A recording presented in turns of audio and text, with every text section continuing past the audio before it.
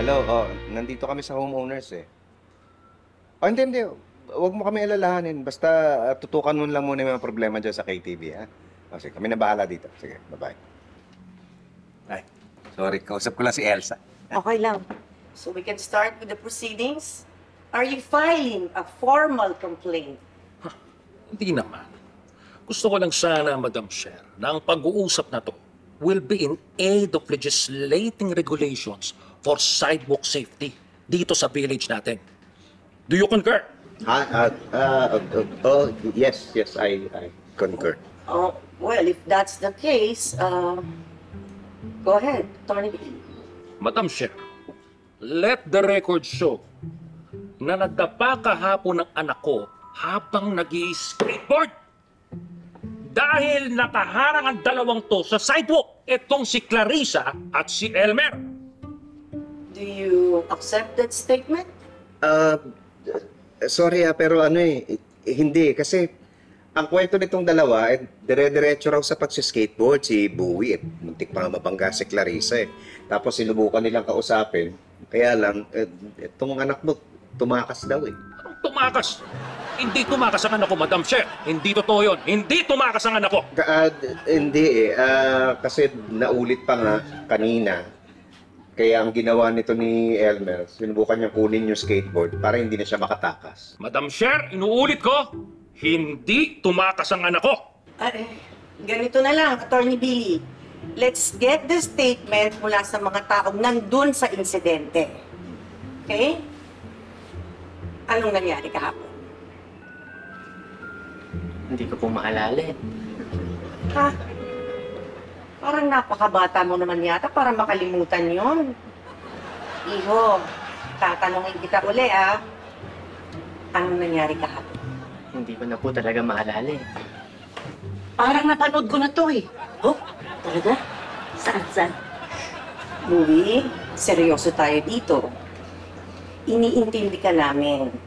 At gusto lang namin malaman kung ano talaga yung nangyari kahapon. Gustong-gusto ko na po talaga sabihin. Pero hindi ko na po talaga maalala eh. Excuse me, Madam Chair. Why are you badgering my son? Siya ang biktima rito! I am not badgering him. Gusto ko lang marinig mismo sa kanya kung ano yung nangyari. Well, I invoke my son's right against self-incrimination!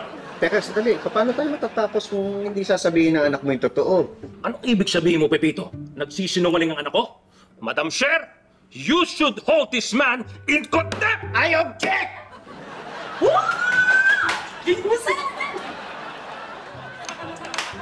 Pinapaalala ko lang sa inyo, hindi ito korte. Oo nga, pasensya na, nag-alala mo. Well, Madam, akin lang naman nape-pressure yung anak ko sa sunod-sunod na pagtatanong nyo. Ganito na lang, Attorney Billy, Let's take this one step at a time.